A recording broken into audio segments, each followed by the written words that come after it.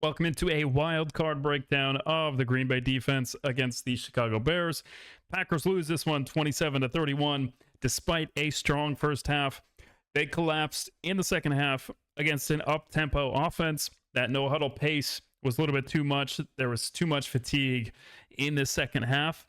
And Halfley was a little bit too basic with the zone concepts, eyes on the quarterback. They were expecting Williams to make mistakes when they had eyes back on the quarterback, but Ben Johnson made the best of it, and I think the loss of Edgerrin Cooper is going to be a big one as well as we dive into the film. So let's get started. The very first play that we're going to look at is this bunch formation down here at the bottom of the screen, and this is going to be something that happens later in the game and results in quite a big play, but person I want to highlight in this one is Trayvon Diggs, obviously brand new to the team.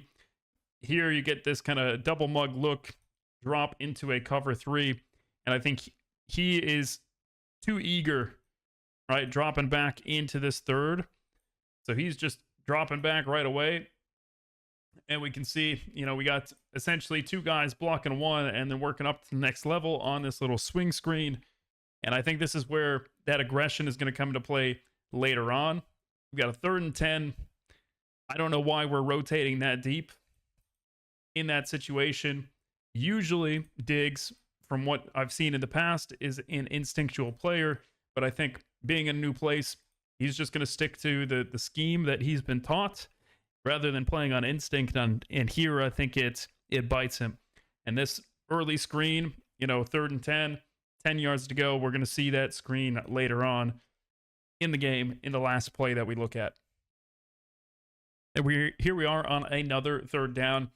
And I want to pay attention to, the 3 receivers on this side. It's really going to put some stress on the quarters that Green Bay loves to play in this red area. You have the quarters shell, where essentially these guys, the safeties, are reading the number 2 receiver on each side, right? And they're going to be reacting to that, and then essentially becomes one-on-one on the outside if you get a vertical.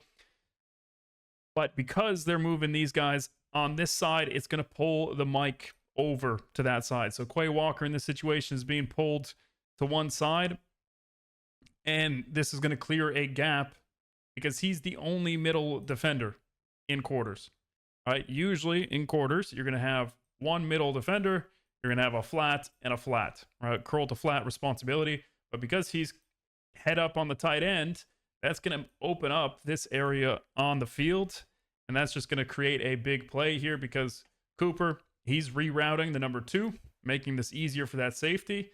Then he's got to push out to the flat because if he breaks out, that's his responsibility essentially, with Nixon helping over the top. But because he's coming back over the middle, there's no one there because Quay is occupied on this side. All right, so that's going to be an open man. And on a 3rd and 12, ends up being a 1st down. And that's going to lead to a field goal. Luckily, not a touchdown in the end. Next play, we've got a 4th and 2. And this motion to the inside is going to mess things up for these 3 defenders. We essentially have McDuffie, who's sending a blitz off the edge. But then this is going to cause a problem for Quay Walker and McKinney, right? I think there's going to be a mix-up because he is now going to become the number 2 and try to cross face, right? And that's going to occupy the attention of both McKinney and Quay Walker, and that's going to leave this crosser wide open over the middle of the field, and Williams has to try to make up for it. And on a 4th and 2, I get it. Packers are trying to play the sticks here, trying to make sure that they can't just get an easy dump off. But I think that situation, they didn't communicate properly, whether it was Quay Walker or McKinney, right?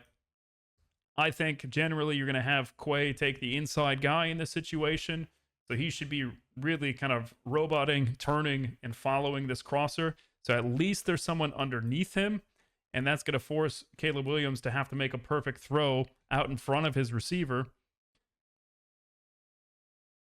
with Quay Walker being underneath and Williams being over the top. But of course, there's no one there. Wide open, big 18-yard gain to continue this drive. Then obviously this is going to be part of the narrative, but we're just going to focus here on Edgerrin Cooper, and he is a monster, He is going to be one of the best linebackers in the next few years. He is just aggressive downhill, and here he makes a great play in the backfield, and the Packers losing him, which we'll see a little bit later, is going to have a significant impact, especially in the pass game. But here he is early on in the run game, fitting downhill, right? Essentially getting double teams here. They're supposed to work up to the backer, and then Cooper just does such a good job of filling in here and then avoiding that block, slipping underneath, and wrapping up for a 1-yard gain on a 3rd down. So a big play there by Edgerrin Cooper. Then the following play, they're going to go for it on 4th and 6. I think the Bears went for it too much on 4th down. And it's, it's obviously a miracle that the Packers don't win this game with a number of failed 4th downs. But here it is, a 4th and 6, and this is going to be all on Luther Burden. We're going to pay attention here at the start of the snap. He doesn't know where he's supposed to line up. And you can see, he's being told to go one direction, trying to get the comms, right? The communication. You can see Williams obviously trying to get them into the correct play. He's still trying to get set. Luther Burden up at the top. I don't think he knows exactly what he's meant to do. All right, I think what they're trying to get in this situation, you can kind of get this invert cover 2. You're going to get the safety rolling over for the half. He's going to roll up for that half. And I think Burden is supposed to take this post kind of skinny on a bang 8. And he just keeps running straight on a fade. This is, I think, the right thing for him to do in that situation is just go on that fade. But I think the quarterback is anticipating, hey, he's going to have a post. He's going to cross the face of this defender. So he's trying to hit him on this spot. And he is just not there. Williams throws it up. It's 4th down anyways. So it ends up being a punt. Would have been a much better situation for the Packers if Valentine just drops this. But it's really not that big in the end. But this is just miscommunication between Luther Burden, Caleb Williams, and, doesn't really make a big impact in the end. We'll take a look at it from the end zone angle as well. Really no pass rush by Enagbare or Gary. All right, Gary just using the one move he knows, which is a bull rush. Can't get his hands around. And you can see that anticipation of a post route. Burden is just running straight. 2 players not on the same page results in a turnover. Big surprise. Then we'll look at the impact again of Edgerrin Cooper. Here it is, 4th and 5. Another 4th down. Ben Johnson going for it in his own territory. And get pressure. All right. Cooper doing a good job driving back on the running back, keeping his eyes up, and then getting that hand up and tipping it. I think the scheme itself was a good call, right? Because you essentially get man coverage. You can identify that by the motion. You got Bullard coming across, screaming across, almost causes a problem, right? And he's just going to have this drag underneath, right? That's a little bit of rub. If he gets that ball out in front of his receiver, he is running, getting at least, another 15 yards on this play. But instead, Cooper working on the inside, able to take, get his hand up and tip that ball away. Because that could have been a big play for the Bears. The secret to the Bears' success wasn't just Loveland. Obviously, Loveland is going to have a takeover moment, and we're going to see that over the next few plays. But this is just a simple flood concept dressed up in different ways. And we're going to notice, you're trying to flood 3 levels with 3 receivers. You only have 2 defenders. So you're trying to stretch, here in front of the first down, beyond the first down marker, and then obviously taking out that vertical defender. Whichever this player chooses, if he stays low, then you're going to throw to the higher man. If he drifts back, then you're going to take the guy underneath, and he's going to run and get a first down. And the Bears had continued success with this flood over and over, whether it was cover 2 like this, because you're throwing cover 2 with a high corner and your high defender is occupied by this deep corner. So this was a very effective play for the Bears, and we'll see it multiple times throughout this video. And then immediately after, it's 1st and 10. Bears love to run the ball. They love to, use that power game. And guess what? Everything is going to get flowing. You can just see, you've got that typical boot slide. You're going to have one man in the flat, one man running across, one man clearing. That way, everything underneath is going to be wide open. You can just see how that clears. Loveland, the target again, getting 19 yards, pushing the Bears upfield. And luckily for the Packers, this only results in a field goal. They're able to be stout, force a few incompletions, force the field goal, despite having some of these breakdowns earlier on. Then about middle of the third quarter, you get some silly decisions. First, we've got Nixon that we'll focus on, and then we obviously have Edgerrin Cooper. This is going to be the play that he gets injured on, but it's a 3rd and 1. It's very clear that the Bears have already gotten the first down. There's really no need for Nixon to get involved in this, and especially by jumping on top of the pile, because that is always going to be called a penalty. And you can see, obviously, Edgerrin Cooper, he is hobbled up. All right, he gets pushed by Van Ness, coming in late to this pile after everything is pretty much already stopped. All right, everything's being driven back. So there's really no reason for Van Ness to get in on this pile. And instead, that's going to collapse the knee. We'll see it a lot better from the end zone angle. Collapse the knee of Cooper. All right, he gets pressed inside. And you've got Van Ness who comes in, twists things up, and he's obviously going to be out for the rest of this game, and that is the game changer for this Packers defense. This was the moment when I thought the game is probably going to be over. Here you've got a 4th and 1. Surprise, Bears are not taking the points. And they're going to fake.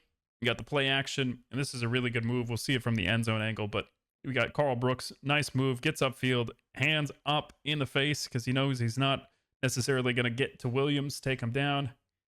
And a good job by Hopper there, intercepting the ball. Obviously needs a little bit more speed to get around that corner, because I think if he can get beyond, Kmet, he's at least getting out to the 25, maybe the 20, depending on the angle of this tackle here. And this is just unfortunate for the Bears, turning it over in the red zone, not getting any points. Thought the game was really over at this point. You're up 21-6 for the Packers, and you get an interception in the red zone. That usually shifts the momentum, but they're not able to get any production on the offensive side of the ball. And then we'll quickly look at it from the end zone angle, just looking at the move from Brooks. Obviously, it looks like they've got a 3-man slide here with this, coupled with this play action. Dahlman just gets beat across his face. There's no one else there to take. Williams just throws it up. Hopper intercepting it, giving the Packers more life, you would assume. This play, we're going to focus on Van Ness. He gets a sack, forces a field goal. This is a 3rd and 10. He's able to push up field, force a fumble in this situation. We get nice pressure from the opposite side as well. So it's going to prevent this rollout to the right. He gets upfield after the stunt. He's going to get those long arms out in front, punch the ball out, force a fumble, loss of 9. And the Bears are definitely not going to go for it on 4th and 19. So they end up kicking the field goal here. Makes it 21-9, which still has the Packers in a very good situation in the 4th quarter. Take a look from the end zone angle. Really nothing special. I think he just beats him with speed. All right, because 75 is worried about Gary going inside after the chip. So he kind of keeps his set a little bit too far inside. And that's going to give just enough time for Van Ness to get around the edge. Force that fumble. Could have been huge if he's able to recover that. But of course, you're not anticipating that fumble, and there's only one guy there to get it. Usually it's the guy who gives up the sack that is going to recover, and that's this exact situation. And now we're back, 1st and 10. I'm sure you know what pass concept is coming. It is just a simple flood. All right, whether the Packers are running cover 3, cover 2, this flood was beating them pretty much all game. And here you've got quarters. All right, forcing this number 2. He's essentially stuck because he's got to carry this vertical, and it's forcing the safety to read the number 2. He's on that 10-yard out, and he's just going all the way across the field, right, trying to make that play. And this is just, basic football, right? Not able to communicate, not able to pass off that vertical because it's a post. And there's just going to be too much space there for a completion, and this is kind of the start of that run where Bears are able just to find empty spots in the zone. And we got a 3rd and 4. And this is just business decisions at the goal line by Nixon. It's a really good run play. Somehow with, Zacchaeus at fullback, they're trying to make sure that you're going to take this player into the flat, and you can see Bullard, he's got to follow him, because usually, why would you put a receiver at fullback, if you're going to run the ball? So, good idea by Johnson. Good job by Loveland, right? Slowing himself down, allowing for that lane to develop. They get a nice push. And then at the goal line, Keyshawn Nixon. Yeah, you can have the touchdown. It's fine. Like, try something, dive at him. Anything can happen if he's short of the goal line. There's no guarantee that they score again in this situation. It just doesn't make any sense. All right, I get it. He's stumbling forward. He's got the momentum, but if you were more aggressive at this point, right, you can see your teammate running down, but he's just hopping. It's a run. He could have stopped him at the 2-yard line. He could have punched the ball out. There's anything that, could have happened, because he's taken contact from one side of his body. If Nixon comes in at this moment, gets a good punch on that ball, that's a potential fumble. Packers could recover, could prevent a touchdown, but Nixon making business decisions, not wanting to get hurt. And, that's kind of how this defense felt towards the end of the game. Not a lot of fight. And here we have a potential game-ending play. I'm going to focus on Gary down here at the bottom, but this is going to be Gary's fault, essentially, for a big gain. And he gets chipped. Understandable. He's out wide. But all he has to do, all his job, especially against Caleb Williams, who loves to roll out of the pocket, is to keep outside contain. If he goes outside, there is nowhere for Williams to go. We watch this. He goes inside. But if Gary is here, McDuffie makes a sack. Or he runs into Gary. But because he loses contain, McDuffie is trying his best to get there. This is a hell of a throw. Looking downfield. All right. Obviously, got man coverage where they've matched up. This is a hell of a throw by Caleb Williams. Running the opposite direction, leads his receiver upfield. A good hit by McKinney. Not able to jar the ball loose. But that is an incredible throw. And that only happens because we've got players going inside when their only job is to contain. Because if he contains here, he cannot roll out. He is not going to make that throw. It is a turnover on downs if it's an incomplete pass or a sack. But instead, the Bears complete it. They drive down. They get a touchdown. They make this a game. And here you have a 3rd and 10. They're on the 30-yard line. And Packers are going to play Tampa 2. All right, so you're going to have this inverted Tampa 2.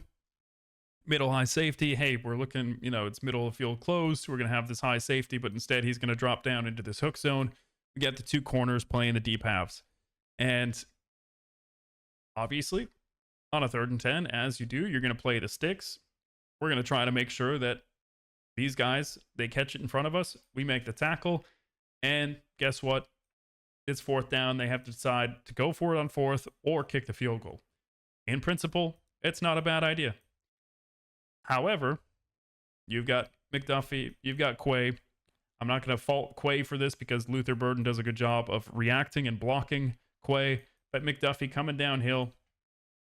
He's coming for Luther Burden because he's obviously reacting to the pass. I don't think he sees Monungai in the check down, so he thinks it's going to Burden. But instead, he's going to push Burden into Quay Walker. And he's just going to run all the way down into inside of the 10-yard line. Easy 22 yards, which is going to set up an easy touchdown on 2nd and 8 in the next play. So here's that play, 2nd and 8. And just pay attention to the Packers defense. This is just, it looks like high school. Looks like high school with the zone drops. You've just got, hey, I'm going to find my spot. I'm going to get my eyes to the quarterback. I'm not going to react to anything that's going in front of me. McDuffie pushing way too far out on this. He is pushing way too far out. So Quay is obviously expecting help from this other hook zone that's supposed to be here. And Zacchaeus is just going to walk in. All right, you can't expect a guy who's backpedaling to change direction, get in front of a receiver, and make a play that quickly. Right? Don't have that many great linebackers doing that. So you need some help. Usually if he's going to cross face, we have to be able to communicate, hey, we got a crosser, stay in your zone so you can drop down and take that. But in this situation, McDuffie runs all the way outside, leaves that middle of the field wide open. Easy touchdown for the Bears, which is going to make this 27-24 or 27-24 in this situation, and puts pressures on the Packers. And now we're here. We get this 3-by-1 formation. Saw it earlier in the game. Guess what? They're going to bring it into a bunch. What did we see earlier? 10 yards to go. We saw a screen. All right, here it is again. You're going to see that screen. You're going to see the number 1. Sell that fire slant. Boom, boom. They're willing to take what they're getting from the defense. They were checking it down this entire drive, right? Taking the easy yards. So guess what? Now you've got aggressive DBs taking what's underneath, and they just have the perfect slip by DJ Moore. Shows the block, gets wide open, easy touchdown, puts the Bears up, and that is the game winner here. So really good design, understanding, you're sending this tackle out as well. So if anyone had eyes inside and they see this tackle, running out, it's very clear that it's going to be a screen. But again, you've got the 2 receivers faking the block, getting upfield, and that's going to create enough space. Picking on Carrington Valentine, who is known to be a little bit aggressive on some of those plays. And they beat him. Bears just schemed it up better. And that's the end of the game. Packers not able to go down, not able to get points, having that missed extra point, making this 27-31 instead of 28-31, and going down and kicking a field goal to tie for overtime. But that's how this Packers season ends. So it is a very disappointing end to the season for Packers fans. Obviously, there's a lot of hope still. I think there's a lot of growth that can come from this team. It's going to be a very different team next year, I imagine. Micah Parsons, with time in the system, should be doing much better. And obviously going to be different personnel, right? They're going to have to make a decision on Rashawn Gary. Going to have to make a decision on the defensive backs, right? Who knows if Nate Hobbs is going to fulfill his promise of, being better this year. Obviously struggled with injuries throughout the year. Didn't look the greatest on the field early on. But this Packers team really just needed to stay healthy. And that was their biggest issue throughout the season. Staying healthy, staying in games, and finishing games. And that's kind of the story of this 2025 season. So thank you guys for watching, and I'll see you in the next video.